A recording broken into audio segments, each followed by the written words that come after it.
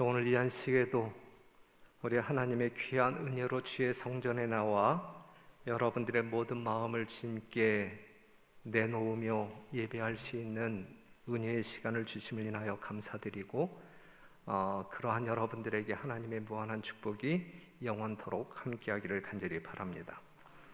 오늘 우리 하나님께서는 특별한 또 종을 보내셔서 찬양으로 간증케 하시고 저희들의 심령을 또 하나님의 보좌로 이끌어 주심에 대하여 감사합니다.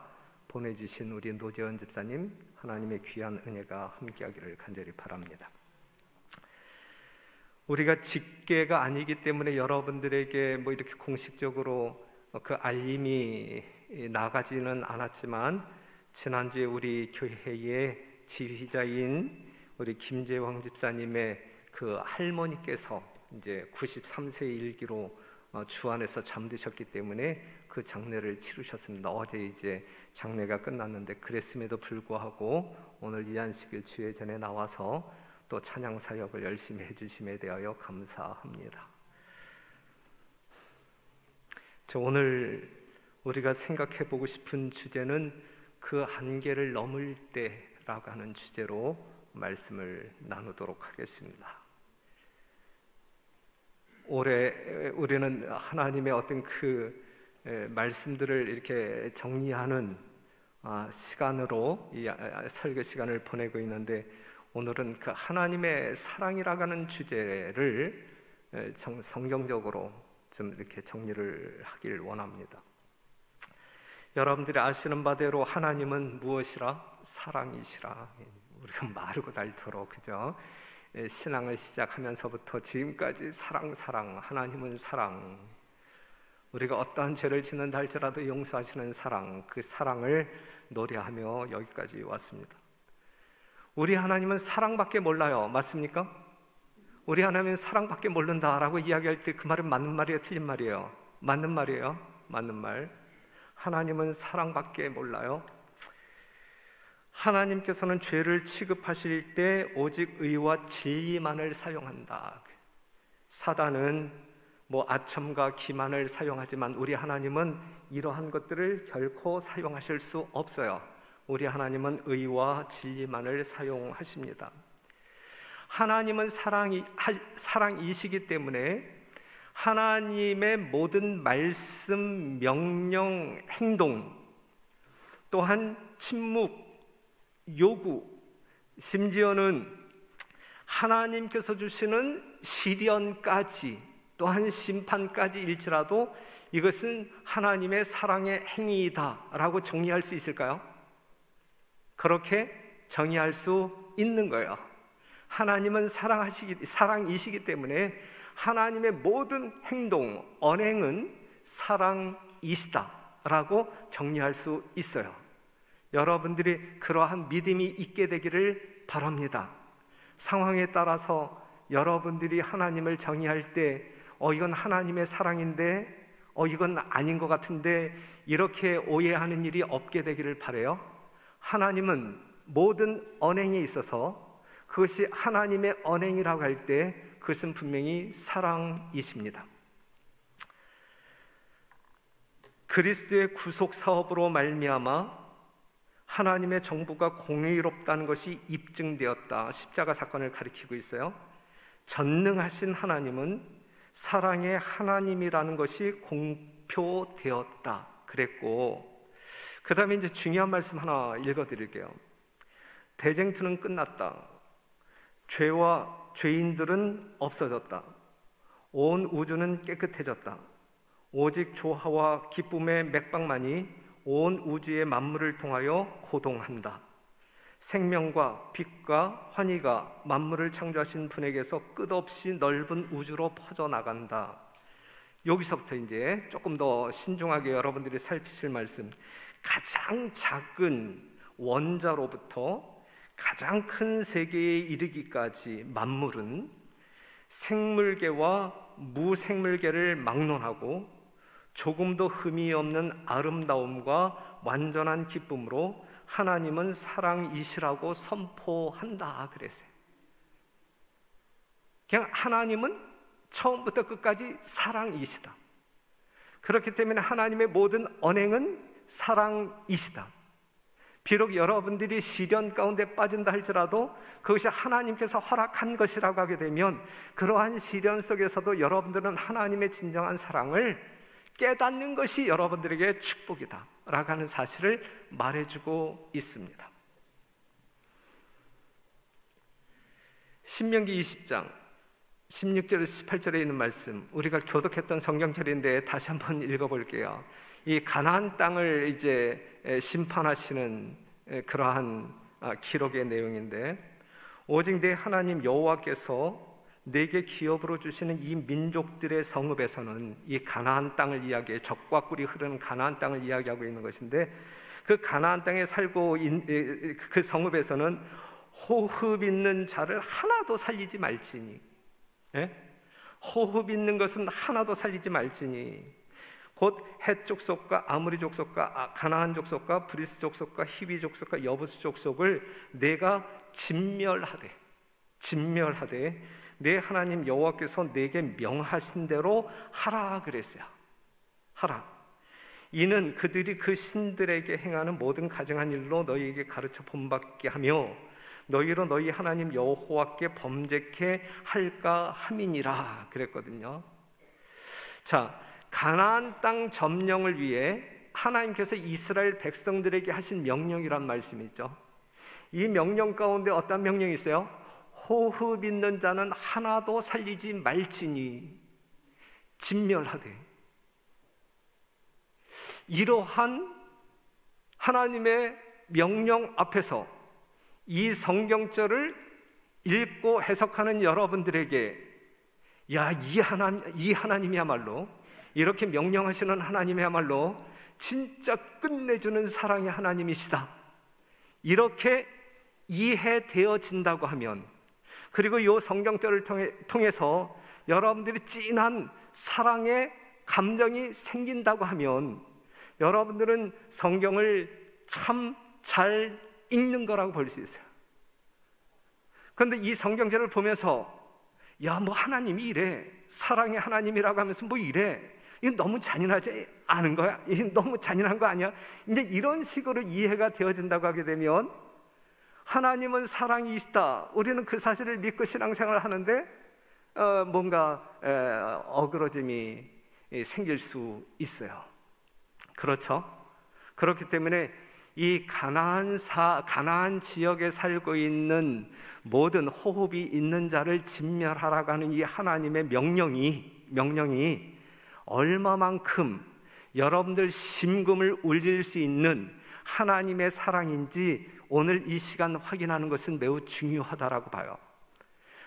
하나님에 대하여 잘못 가르치는 사람들이 구약의 하나님은 너무 무서워, 신약의 하나님은 그래도 사랑의 하나님인데, 이렇게 구분해서 이해하는 것은 지극히 하나님을 오해하고 있는 것이고, 사람들로 하여금 하나님을 믿는 신앙을 잘못된 길로 인도하기 위한 그러한 어떤 그 술수이다라고 이해하시면 될 것 같아요.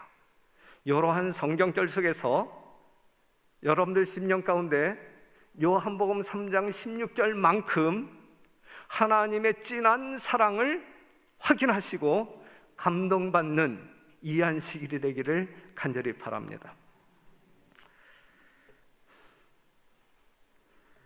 자, 하나님께서는 가나안을 진멸하라 그랬어요. 자, 이것은 이제 결론적인 이야기고, 하나님은 이스라엘 백성들에게 가나안 땅을 주시기로 약속하시죠. 누구에게 그 약속을 처음 하셨어요? 아브라함에게. 그런데 그 가나안 땅은 여러분들이 아시는 바대로 젖과 꿀이 흐르는 참 좋은 땅이에요. 살기에 적합한.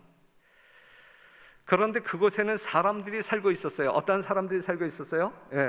헷 족속이 살고 있었고, 아모리, 가나안, 브리스, 히위, 여부스 족속이 살고 있었단 말이죠. 그런데 하나님께서는 그들의 땅을 빼앗아서 누구에게 주시겠다는 이야기예요? 이스라엘 백성들에게 주시겠다는 이야기예요. 이게 좋은 하나님이냐고요? 그 땅을 뺏어서 자기가 사랑하는 백성에게 주겠다고 하는데, 이러한 하나님이 좋은 하나님이에요, 나쁜 하나님이에요? 만약에 여러분들이 여러분들 자녀에게 좋은 것을 주기 위하여 다른 사람들이 가지고 있는 좋은 것을 그냥 뺏어 가지고 자기 자식에게 주는 부모라고 하면 좋은 부모예요? 아니면 나쁜 부모예요? 나쁜 부모지. 그러면 가나안 땅에 살고 있는 사람들이 있는데 그 사람들을 다 멸하고, 정말 다 죽이고 그 땅을 이스라엘 백성들에게 주시겠다고 하시는 이 하나님은 좋은 하나님이에요? 아니면 나쁜 하나님이에요? 아직 이제 결론이 무엇이니까 이제 뭐라고 답변하기 어렵죠. 하지만 여러분들이 그냥 좋은 하나님이라고 그냥 믿는 거죠. 그런데 좋은 하나님이라고 이해되어지는 상황 가운데서 믿어야지, 그냥 막연하게 그냥 좋은 하나님이야 이렇게 믿는 것은 여러분들이 이제 부딪힐 수 있는 그러한 내용이 될 것입니다. 그래서 이제 이 사건을 한번 좀 살펴보고자 하는데, 일단 창세기 9장 26절에서 27절에 있는 말씀을 보게 되면 이제 가나안이라고 하는 말이 나와요. 가나안. 노아 홍수가 끝난 다음에 구원받은 노아의 식구들이 있었잖아요. 그에게 몇 명의 아들이 있었어요? 3명의 아들이 있었잖아요. 셈, 함, 야벳이 있었어요. 노아 홍수 이후에 노아가 농사를 지었어요. 어떤 농사를 지었어요? 포도농사를 지었어요. 포도농사. 그런데 이제 창세기 9장 26절에서 27절에 있는 말씀을 보게 되면 한 사건이 나오는데, 그가 이제 취했어. 그 하체가 드러났어. 그 하체를 취급하는 3 아들의 태도가 달랐어요. 함과 셈과 야벳의 태도가 틀렸단 말이죠. 함은 보았어. 셈과 야벳은 보지 않고 이제 뒷걸음 쳐서 이제 아버지의 하체를 가리웠단 말이죠. 이 사건 이후에 노아는 3 아들에게 어떤 그 예언적인 이야기를 해요. 예언적인 이야기를 하는데, 뭐라고 이야기하면 22절에 있는 말씀 보면 가나안의 아비 함, 즉 함이 이 가나안 족속의 우두머리 조상이 되었단 말이죠. 그래서 가나안 족속 하게 되면 이 아버지의 하체를 보고 뭔가 실수를 저지른 이 함의 후예들을 이야기하고 있어요. 노아가 술이 깨어 그 작은 아들이 자기에게 행한 일을 알고 이에 가로되 가나안은 저주를 받아 그 형제의 종들의 종이 되기를 원하노라 그랬고, 노아는 이 셈 족을 또한 이 야벳 족을 축복을 합니다.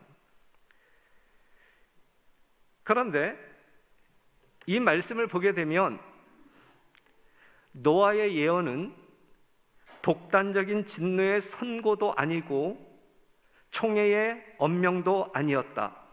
그것은 그의 아들들의 품성과 운명을 고정시키지도 않았다.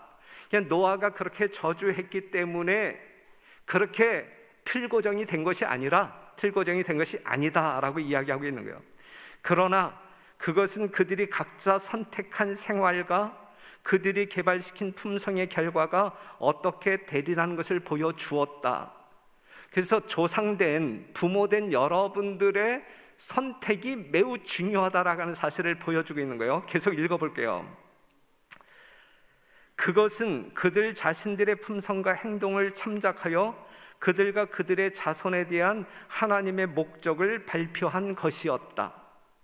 그렇게 그들의 운명이 결정지어지도록 어떤 그 예정한 것이 아니라 그들의 자유의지의 선택의 결과로 말미암아 그렇게 될 것이다라는 사실을 예측하여 말하였다 이거죠. 말하였다. 그러면서 대체로 아이들은 부모의 성질과 성벽을 물려받으며 부모를 본받는다. 그같이 하여 부모의 죄는 대대로 그 자손들에 의하여 행하여진다. 이와 같이 함이 나타낸 비열함과 불경을 그의 자손들이 되풀이하였으며 여러 세대 동안 걸쳐 그들에게 저주를 가져왔다 그랬어요. 그냥 어떤 그 함의 잘못된 삶이 그 후손들에게 계속 부정적인 영향을 끼침으로 말미암아 결국은 저주받을 수밖에 없는 백성들로 전락하고 말았다라고 하는 사실을 말해주고 있어요.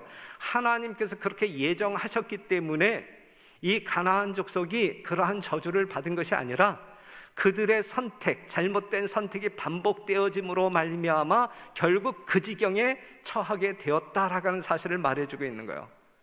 그러니까 오늘 이 시대를 살아가고 있는 우리 부모들의 신앙생활 속에서 여러분들의 매일의 선택이 자녀들에게 영향을 준단 말이에요. 여러분들이 하나님의 거룩한 진리를 소홀하게 취급한다고 하게 되면 그것을 바라보는 자녀들도 하나님의 진리를 짓밟아요. 그것이 그 후세대에 가게 되면 더 심해지고, 그래서 결국은 구원에 이르지 못. 반대로 신실한 믿음으로 오늘을 신실하게 사는 사람들의 자녀들은 그 부모의 그러한 신앙들을 보면서 본받게 되고 더 발전시켜 나아가고, 그러면서 하나님의 축복을 경험하게 된다라고 하는 사실을 말해주고 있어요. 함의 이 가나안의 이 첫 번째 잘못이 훗날 어떠한 영향을 끼치는지를 말해주고 있습니다. 그러면서 창세기 12장 1절에서 9절에 있는 말씀을 보게 되면 하나님께서 이 아브라함을 이제 그 갈대아 우르에서 떠나라고 이제 이야기를 하시죠. 여호와께서 아브라함에게 이르시되 너는 너의 본토 친척 아비집을 떠나 내가 네게 지시하는 땅으로 가라 그랬는데, 하나님께서 아브라함을 인도한 땅이 어느 땅이었어요? 그게 가나안 땅이었어요. 예? 갈대아 우르를 떠나게 하심으로 말미암아 하나님께서 지정하신 그 땅으로 가라 그랬는데, 하나님께서 아브라함을 인도한 땅이 이 가나안 땅이었단 말이에요. 가나안 땅. 그러면서 5절에 있는 말씀을 보면 아브라함이 그 아내 사레와 조카 롯과 하란에서 모은 모든 소유와 얻은 사람들을 이끌고 가나안 땅으로 가려고 떠나서 마침내 가나안 땅에 들어갔더라 그랬고, 7절 여호와께서 아브라함에게 나타나 가라사대 내가 이 땅을 내 자손에게 주리라 그랬어요. 자, 이 가나안 족속들이 살고 있는 이 가나안 땅에 들어간 아브라함에게 하나님께서 이 땅을 너와 내 자손에게 줄게라고 약속을 해요. 예, 그 땅에 이 함의 자손들이 살고 있는데 이때 당시 아브라함의 나이가 75세. 예? 75세인데 75세 된 아브라함에게 야, 이 땅 너와 내 자손에게 줄게라고 약속을 한다고요. 그러면서 이제 나타나는 사건이 어떻게 전개되냐면, 가나안 사람들은 우상 숭배자들이었으므로 하나님께서 당신의 백성들이 우상 숭배에 빠지지 않도록 하기 위하여 가나안 사람과 더불어 결혼하지 말라고 명하셨다 그랬어요.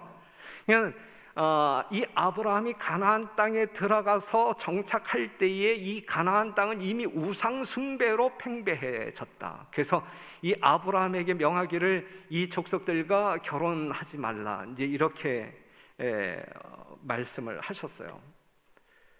그런데 이제 그러한 상황 가운데서 약속은 했지만 그 가나안 땅을 아브라함에게 아직 주시지 않았어요. 그러면서 창세기 15장 13절에 가게 되면 여호와께서 아브라함에게 이르시되 너는 정령이 알라 내 자손이 이방에 객이 되어 그들을 섬기겠고 그들은 400년 동안 내 자손을 괴롭게 하리니 그랬어요. 가나안 땅을 주겠다라고 약속하신 하나님께서는 곧바로 아브라함에게 가나안 땅을 주신 것이 아니라 너희가 객이 되어, 다른 나라의 객이 되어 400년 동안 이제 뭐 고통을 당할 것이다라고 하는 이제 예언을 하신다고요.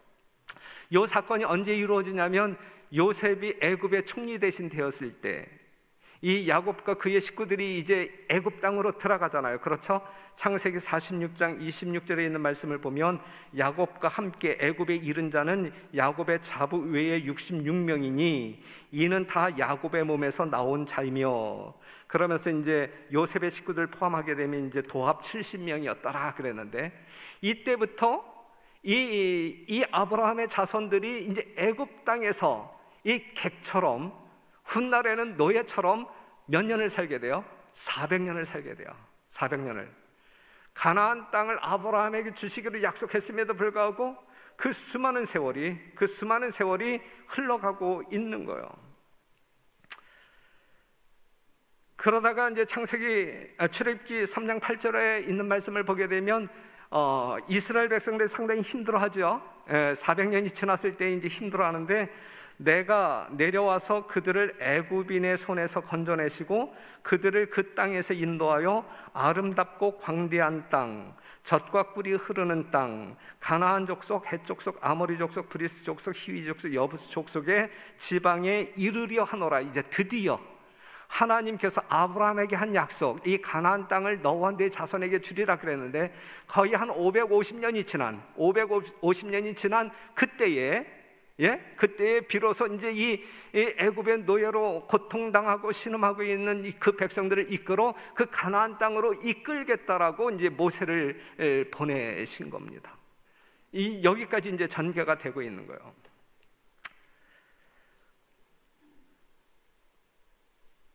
이러한 상황이 이제 실제적으로 이 가나안 족속들을 완전히 멸하고 이스라엘 백성들을 그 땅에 살게 하고자 하는 이 하나님의 뜻이 이루어지는 때가 어느 때이냐면 이제 이 말씀을 잘 보셔야 이제 오늘 말씀이 이해가 되어지는 거예요. 그때가 어떠한 상황이었냐면, 가나안 사람들은 그들의 죄악의 한도를 채웠으므로, 여호와께서는 더 이상 그들을 참으실 수 없으셨다 그랬어요. 그러니까 아브라함에게 가나안 땅을 주기로 약속을 했잖아요. 그런데 그 가나안 땅에 살고 있는 이 함의 자손들이 정말 하나님을 등지고 이제 우상 숭배에 몰입하잖아요. 그런데 아직 그들의 죄악이 앞으로 태어날 아이들 중에서도 하나님을 완전히 떠나지는 않았단 말이죠. 죄악이 가득 차지는 않았단 말이죠. 우리 하나님께서는 그때를 기다리신 거야. 그때를 기다리신 거예요. 그런데 바로 요 시점에 가나안 사람들은 그들의 죄악의 한도를 채웠으므로 여호와께서는 더 이상 그들을 참으실 수 없으셨다 그랬어요. 이제 요 지경까지 왔단 말이죠. 요 지경까지. 이것이 아브라함에게 한 약속 550여 년 뒤의 사건입니다. 그러면 이제 여기서 우리가 이제 확인해야 할 것이 무엇이냐면, 하나님께서 그냥 넉넉히 이 백성들이, 이 가나안 족속들이 어디까지 가나 보자 하고 그냥 계셨다고 하게 되면 그것도 참 좋은 하나님이 아니에요. 그렇죠? 우리 하나님께서는 이스라엘 백성들을 구원하기를 원하듯이 가나안 백성들을 구원하기를 원하셨을까요? 우리 하나님은 모든 인류, 아담 때문에 죽게 된 모든 인류가 예수님 때문에 살 수 있는 길이 있음을 알려주기를 원하셨을까요? 우리 하나님은 모든 사람들이 구원에 이르기를 원하시는 분이에요. 그렇기 때문에 사랑의 하나님이에요. 그렇기 때문에. 그런데 이 가나안 사람들의 죄악이 채워질 때까지 그럼 하나님은 뭐하고 계셨을까? 그냥 이때만을 기다리셨을까? 아니면 이 백성들을 구원하기 위하여, 이 가나안 족속들을 구원하기 위하여 하나님께서 하실 수 있는 모든 일을 다 하셨을까? 만약에 다 하셨다고 하면, 다 하셨음에도 불구하고 이스라엘 백성들이, 가나안 사람들이 죄악이 가득 참으로 말미암아 하나님의 심판을 피할 수 없었다고 하면, 그 심판 자체가 하나님의 사랑일까? 아니면 나쁜 하나님의 행위일까? 이제 그걸 여러분들이 아셔야 되는 거예요. 가나안 족속들이 이 죄악으로 가득 찼는데, 그때까지 550년 동안 우리 하나님은 계속 그들을 구원하기 위하여, 하나님의 사랑을 일깨워 주기 위하여 예수 그리스도를 믿음으로 말미암아 구원받을 수 있는 기별을 계속 그들에게 하나님이 할 수 있는 모든 방법을 다 동원해서 하나님의 사랑을 증거했단 말이죠. 구원의 길을 증거했단 말이죠. 그럼에도 불구하고 그들은 거절하고 우상 숭배에 빠짐으로 말미암아 더 이상 하나님이 참을 수 없는 그 한계점에 도달하게 되었다. 바로 그때에 이스라엘 백성들을 이제 그쪽으로 인도하는 것입니다. 그래서 민수기 33장 51절에서 56절에 있는 말씀을 보게 되면 또다시 하나님께서 명령을 하시는데, 이스라엘 자손에게 말하여 그들에게 이르라. 너희가 요단을 건너 가나안 땅에 들어가거든, 이제 요단을 건너 가나안 땅에 들어가거든 그 땅 거민을 너희 앞에서 다 몰아내고 그 새긴 석상과 부어 만든 우상을 다 파멸하며 산당을 회파하고 55절 너희가 만일 그 땅 거민을 너희 앞에서 몰아내지 아니하면 너희의 남겨둔 자가 너희의 눈에 가시와 너희의 옆구리에 찌르는 것이 되어 너희 거하는 땅에서 너희를 괴롭게 할 것이요. 그랬어요. 그러니까 하나님께서는 가나안 족속들에게 은혜의 시간을 주셨다. 얼만큼? 넉넉하게, 아주 필요 충분할 만큼 주셨다. 그러면 하나님께서 그들에게 보여주신 은혜의 행동은 무엇이었을까? 예? 그들을 구원하기 위하여 하나님께서 그들에게 보여주신 은혜의 행동은 무엇이었을까? 아브라함은 가나안에서, 롯은 소돔에서 복음의 기별을 전했으며 각 시대를 통하여 신실한 주의 사자들이 장차 오실 분을 선포하였다. 그래서 그냥 갈대아 우르를 떠나서 가나안 땅으로 이 아브라함을 인도한 하나님의 목적은 뭐였어요? 예? 우상 숭배에 빠져있는 이 가나안 족속들을 뭐하기 위하여? 구원하기 위하여. 그래서 아브라함은 이 가나안 땅에 정착하여 살면서 계속적으로 그들에게 노아가 120년 동안 외쳤던 것처럼 그가 이 가나안 땅에 거주하면서 이 우상 숭배에 빠진 그 가나안 민족들에게 예수 그리스도를 증거함으로 말미암아 구원에 이를 수 있도록 간청하고 외쳤단 말이죠. 하나님께서 하실 수 있는 모든 방법을 다 동원하는 거예요. 시간도 넉넉히, 상황도 넉넉히. 하나님의 벗 아브라함은 우리에게 훌륭한 모본을 보여주었다. 그의 생애는 기도의 생애였다. 그의 장막을 치는 곳마다 그 근처에 제단을 세우고 장막에 유하던 모든 사람들을 불러 조석으로 희생제물을 드렸다. 그의 장막이 옮겨갔을 때에도 제단은 남았다. 후년에 이제 봐봐요. 후년에 유랑하는 가나안 사람들 중에는, 예? 가나안 사람이에요. 가나안 사람들 중에는 아브라함에게서 진리에 대한 교훈을 받은 사람들이 있었다.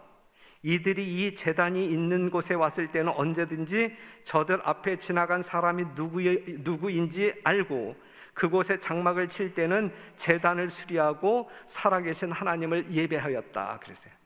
이 아브라함이 이 가나안 땅에서 가나안 민족들에게 이 복음을 증거할 때 그 복음을 받아들인 사람들이 있었단 말이죠. 그래서 이 아브라함의 모본을 쫓아서 하나님을 경배하는 사람들이 있었단 말이죠. 예?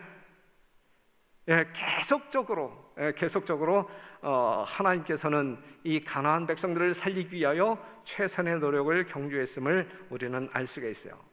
그러한 사실 하나로 여호수아 2장 1절에서 11절에 있는 말씀을 보게 되면 여호수아가 가나안 땅, 특별히 이 여리고성을 점령하기 위하여 두 탐정꾼을 보냈을 때 기생의 집에서 누구를 만나요? 라합을 만나죠. 라합이 그 두 정탐꾼을 이제 숨겨줌으로 말미암아 이 정탐꾼들이 생명을 보존하고 그 은혜로 말미암아 라합과 그의 식구들이 이제 생명을 보존하는 사건이 하나 나오잖아요. 이제 여기에서 이 라합의 이야기를 한번 제가 여러분들에게 소개할게요. 10절에 있는 말씀을 보면 10절에 있는 말씀, 이는 너희가 애굽에서 나올 때에 여호와께서 너희 앞에서 홍해물을 마르게 하신 일과 너희가 요단 저편에 있는 아모리 사람의 두 왕 시혼과 옥에게 행한 일, 곧 그들을 전멸시킨 일을 우리가 들었음이라. 우리가 듣자 곧 마음이 녹았고 너희의 연고로 사람이 정신을 잃었나니 너희 하나님 여호와는 상천하지의 하나님이시라. 그랬어요. 라합의 간증이에요. 그러니까 이 가나안 땅에 살고 있는 사람들, 지금 여기에서 라합의 이 간증을 통하여 우리가 확인할 수 있는 것은 이 가나안 땅에 살고 있는 모든 사람들이 이 여호와에 대한 지식이 있었단 말이죠.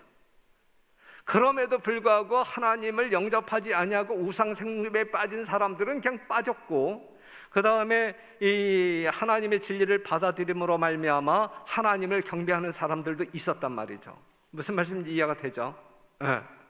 그냥 이 라합의 간증을 통하여 보게 될 때에 이 가나안 사람들이 다 이 진리, 이 복음의 진리를 다 접했단 말이죠.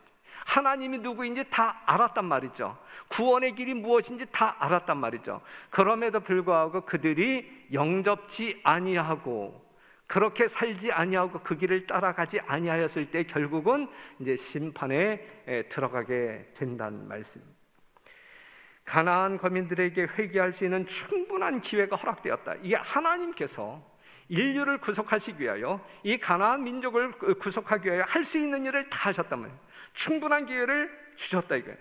40년 전 홍해를 가르시고 애굽의 형벌을 내리심으로 이스라엘의 하나님의 권능이 가장 위대하다는 것이 증명되었다. 그러면서 쫙 그 이스라엘 역사를 통하여, 그러면서 이제 마지막 부분에 있는 말씀을 보게 되면 가나안 사람들은 홍수전 사람들처럼 하늘을 모독하고 땅을 더럽히는 삶을 살 뿐이었다. 이 하나님의 은혜가 충만히 제공되었음에도 불구하고, 구원의 길이 제시되었음에도 불구하고 그들은 끝까지 그것을 거절함으로 말미암아 이제 그 심판을 받을 수밖에 없는 운명에 자신들을 놓았다 이거죠. 이러한 가나안, 이 가나안 땅에 살고 있는 사람들을 이렇게 심판하는 것이 하나님의 사랑일까요? 아니면 잘못된 행동이실까요? 예? 하나님께서는 하실 수 있는 모든 일을 다 하신 거예요. 그럼에도 불구하고 그들이 거절함으로 말미암아 심판을 피할 수가 없었을 뿐이죠. 이처럼 하나님은 모든 인류가 구원받도록 하기 위하여 사랑하시는 분이다 라고 하는 사실을 여러분들이 정확히 이해하고, 이러한 성경책을 접할 때에 하나님이 너무 무섭다, 하나님이 너무 잔인하다, 이렇게 이해하는 것은 성경을 왜곡하는 것이다, 하나님을 오해하는 것이다 라고 하는 사실을 꼭 기억했으면 좋겠습니다. 그런데 우리 하나님께서 이 가나안을 이제 징벌하실 때에 호흡 있는 자를 하나도 살리지 말지니, 영아들 포함이에요. 갓 태어난 아이들 포함이에요. 갓 태어난 아이들 포함. 그 다음에 여호수아 6장 20절에 있는 말씀, 21절에 있는 말씀을 보면 성중에 있는 것을 다 멸하되 남녀노유와 우양과 나귀를 칼날로 멸하니라 그랬어요. 그냥 남녀노유, 그냥 영아들 다 포함이에요. 그렇죠? 예? 다 진멸하라 그래. 다 진멸하라. 어린애들이 무슨 죄가 있는데, 예? 어린애들이 뭘 안다고 죽이느냐 이거지. 뭘 안다고 죽이느냐. 이제 인간적인 도덕적인 어떤 그 관점으로 볼 때에 이러한 어린 아이들을 이제 동정하는 사람들이 있어요. 동정하는 사람들, 동정하고 싶은 마음들이 발동되어지는 경우가 있어요. 만약에 지금 이 어린 아이들까지 다 진멸시킨 이 하나님의 행동에 여러분들이 이의를 제기한다고 하게 되면, 여러분들이 하나님의 사랑을 또 이제 곡해할 수 있는 위험 지역에 여러분들을 놓을 수 있는 것이거든요. 이 어린 아이들까지 진멸한 것이 상당히 공의로운 하나님의 행동일까요? 아니면 잘못된 하나님의 행동일까요?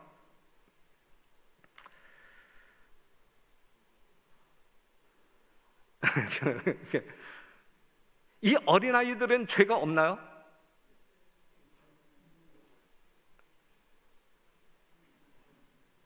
이 어린아이들까지 진멸하는 것이 하나님의 공의인가요? 네. 자, 이제 한 사건을 보면 글씨가 작지요. 그런데 민수기 16장 26절에 있는 말씀을 한번 읽어드릴게요. 모세가 회중에게 일러 가로되 이 악인들의 장막에서 떠나고 그들의 물건은 아무것도 만지지 말라. 그들의 모든 죄 중에서 너희도 멸망할까 두려워하노라 하매, 무리가 고라와 다단과 아비람의 장막 사면을 떠나고 다단과 아비람은 그 처자와 유아들과 함께 나와서 자기 장막문에 선지라 그랬어요. 그랬을 때 땅이 갈라져요. 땅이 갈라져서 그 땅이 그들을 삼켜버린다고요.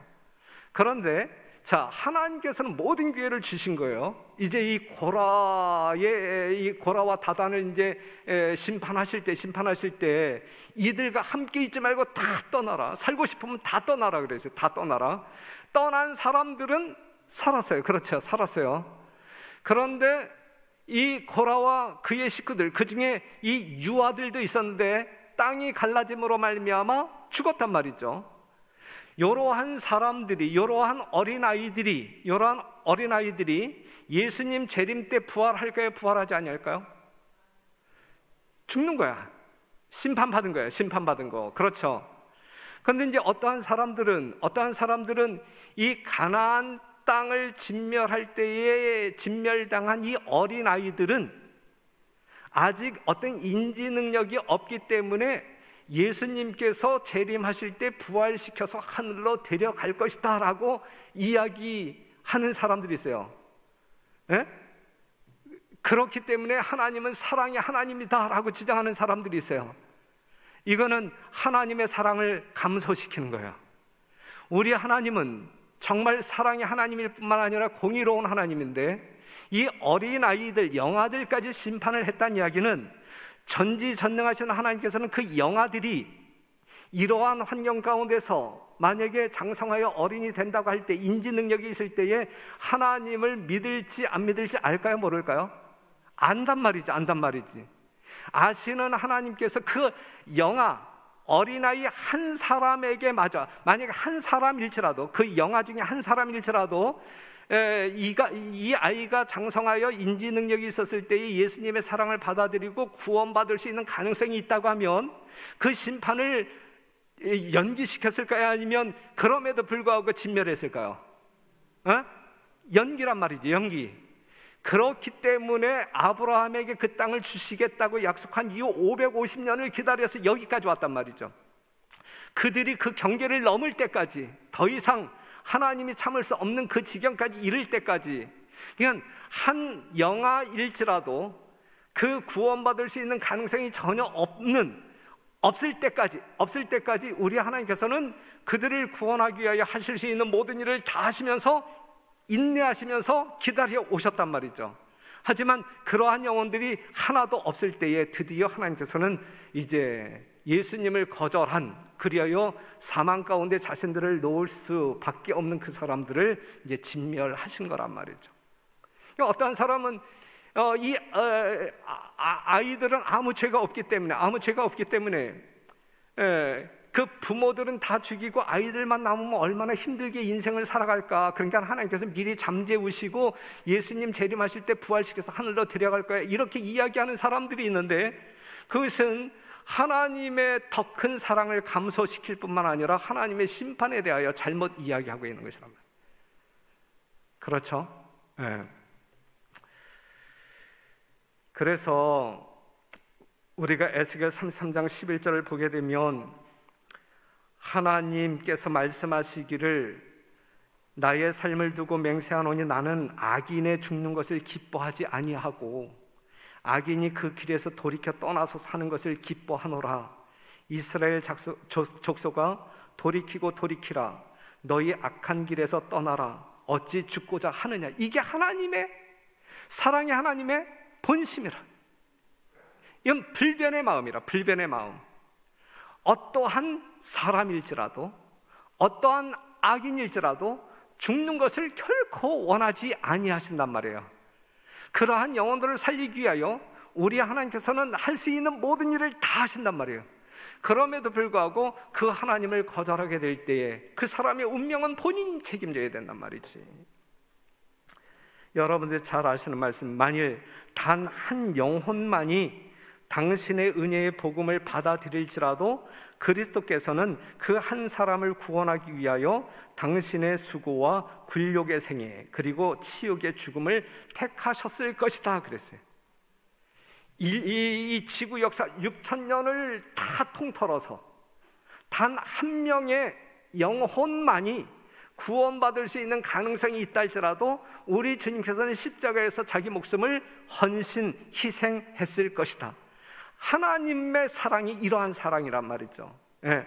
그렇기 때문에 진멸하는 그 현장에는 구원받을 수 있는 가능성이 있는 사람이 있음에도 불구하고 잔인하게 우리 하나님이 진멸하지 않는단 말이죠.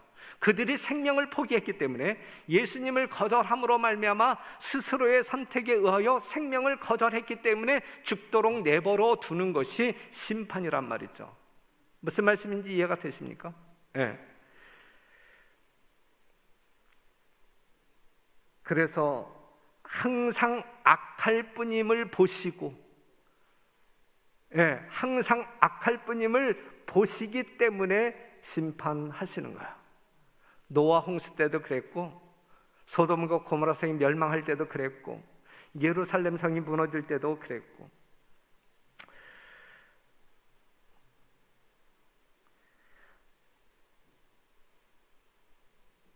오늘날의 남녀노유 각계각층의 수많은 사람들이 원칙이나 양심이 결여된 채 단지 게으르고 낭비하는 습관을 가지고 죄악에만 열중하여 사회를 부패시키고 있을 따름이므로 마침내 이 세상은 제2의 소돔이 되어가고 있다 그랬어요.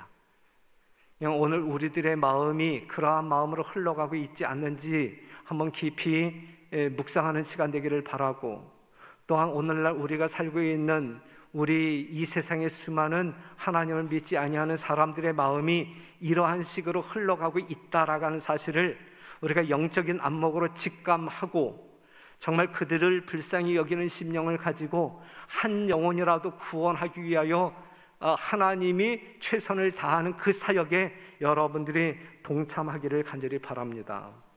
사람들의 죄악과 잔인성은 극에 달하였으므로 마침내 하나님께서 어미 가운데 그들에게 나타나실 것이다. 노아의 시대와 같이 세상의 사악함은 곧 그 한계를 넘을 것이며 하나님의 심판이 쏟아질 것이다 그랬어요. 그래서 이 마지막 때에 정말 하나님께서 하실 수 있는 모든 방법들을 다 동원하시고, 여러분들이 정말 어떤 그 선택에 있어서 조금 더 남김이 없는 그러한 사건이 이제 허락될 것인데, 그게 이제 일요일 강제 휴업령, 짐승의 표, 바로 짐승의 표가 발효되어질 때에 그것을 받아들이느냐 안 받아들이느냐에 따라서 우리의 영원한 운명이 좌우되잖아요. 그렇죠? 바로 그 선이 분명해질 때 이제 예수님이 이 땅에 오심으로 말미암아 악인들을 멸하고 의인들을 부활시켜 하늘로 데려가는 역사가 일어날 것이다. 이러한 일련의 사건을 보게 될 때에 우리 하나님은 한 영혼도 정말 하나님이 불공정하게 취급하시는 일이 결코 없으시고, 어떠한 악에 처한 사람이라 할지라도 모든 사람들이 구원에 이르기를 원하시는, 그리하여 그 영혼을 살리기 위하여 우리 주님께서는 할 수 있는 모든 일을 다 하시는, 정말 죽기까지 희생하시는 그러한 사랑의 하나님이시다라고 하는 사실을 기억하시면서 그 영혼들을 향하여 최선을 다하시는 하나님의 사역에 여러분들이 동참해 주시기를 간절히 호소합니다. 여러분들이 들어오실 때에 주보 속에 끼워져 있었던 나의 VIP 이 카드 다 이제 꺼내 보시기 바랍니다. 지난 안식일 날 광고되었죠. 오늘 안식일은 우리가 구원해야 할, 그래서 우리가 기도해야 할 그 대상자들의 명단을 우리가 적어서 제출하기로 지난 안식일 날 이미 여러분들에게 공고가 되었어요. 자, 한 분도 빠짐없이 머무적거림 없이 이 카드 다 꺼내보세요. 이 카드 다 꺼내보시고, 일단 우리 교회 전도회가 5월 27일부터 29일까지 목요일, 금요일, 안식일 3일에 걸쳐서 할 겁니다. 인천 세천사교회에서 아주 성공적으로 목회하고 있는 김현철 목사님이 강사가 되어서 전도회를 하게 될 것인데, 이 전도회 때에 여러분들이 꼭 이렇게 모시고 와서 이 구원에 동참시키고자 싶은 그러한 구도자들, 여러분들 가슴에 지금 품고 있는 영혼들의 이름을 여기에 기록하시기를 바랍니다. 지금 기록하실 거예요. 자, 볼펜 없는 분, 저 뒤에 우리 그 봉사하는 집사님들이 나눠줄 거니까 볼펜 없는 사람들은 손을 드시고, 볼펜 있는 사람들은 이름을 기록하시는데, 맨 처음에 예루살렘, 유대, 사마리아 땅끝까지 복음을 증거하라 그랬는데, 일단 예루살렘에 속한 이 가족들 중에 내가 구원하고 싶은 그러한 사람들, 내가 위하여 기도하고 있는 사람들의 이름을 한번 기록해 주세요. 예? 요번에는 우리가 이 대면 이 현장에서도 전도회가 진행되어지고 이것이 실시간 영상으로 이 비대면 가운데서도 이루어지고 있기 때문에 이번에는 여러분들의 구도자가 부산에 있다 할지라도 이번 전도회에 참석시킬 수 있어요. 하지만 가급적이면 이 우리 교회 주변에 있는, 그래서 이 교회로 이끌 수 있는 그러한 명단을 여러분들이 우선적으로 기록해 주시고, 타 지역에 있는 영혼들이라 할지라도 이름을 기록해 주시면 좋겠습니다. 자, 가족들 적었어요? 가족들 중에 여러분들이 구원해야 할 이름 적었어요? 적었어요. 이따 나가실 때에 이거 제출하지 아니하는 분들은 교회 문 안 열어드려요. 못 나가. 이거 제출해야만 나가요. 그 다음에 친구들 중에서 내가 구원해야 되겠다라고 하는 영혼들이 있을 때에 그 친구란에다가 한 사람이라도 좋으니까 적어주시고, 그 다음에 이제 사마리아 이웃 중에, 나의 이웃 중에 누군가가 있으면 거기에다가 이름을 기록하시고, 이웃 중에 구원하고 싶은 영혼이 있는데 만약에 이름을 모른다고 하게 되면 뭐 빵집 아줌마 아니면은 그냥 뭐 이렇게 미장원 아줌마 이렇게 적어 주셔도 돼요. 그 아저씨 이렇게 적어 주셔도 돼요. 그 다음에 이방인 중에서 만약에 여러분들이 구원하고자 하는 사람들이 있으면 기록해 주시고. 파우키스님 다 적었어요? 지금 다 적었죠? 이거 오늘 제출하지 아니하시면 결코 이 별내교회에서 못 빠져나갑니다. 이거 반드시 제출해야 돼. 저 뒤에 이따 받는 사람들이 있을 것인데, 이따 예배 끝나고 나아가시면서 받는 우리 선교의 임원들에게 여러분들이 제출해 주시기를 당부드리겠습니다. 모쪼록 우리 하나님의 사랑에 대한 이해 충분히 하시고 오해가 없게 되기를 바라고, 그 사랑의 하나님이 모든 인류를 구속하기를 심히 원하시는 그 일에 여러분들이 일익을 담당하시는 귀한 종들이 되기를 간절히 바라면서 말씀을 마치겠습니다.